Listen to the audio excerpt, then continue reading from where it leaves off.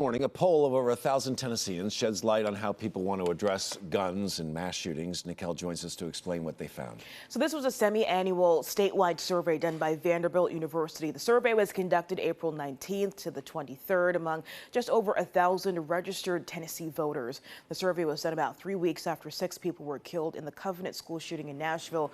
Protesters descended on the Capitol calling for gun reform, but the legislature ended this year's session without taking action on that particular issue. That includes failing to support Governor Bill Lee's proposed order of protection law, which says someone who is a threat to themselves or others should not have access to firearms. The governor has now called for a special session to address public safety. So here are the survey results. Guns ranked third as the issue that should be the Tennessee government's top priority. 72% of registered voters support a red flag law to prevent general gun-related violence. 64% of people in the survey support laws that would require gun owners to securely store their firearms to protect against unauthorized access or else face penalties. And about half of the respondents support banning assault-style weapons.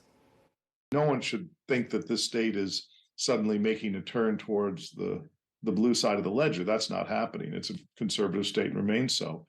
But the kind of modest reforms we're talking about in regards to these gun reforms, we're not talking about taking away anybody's access to guns, and certainly no violation of the Second Amendment.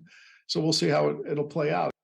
So here's what people are thinking about the Tennessee legislature. When the survey was conducted in the fall of last year, 55% of respondents approved of the legislature's performance, while 43% disapproved.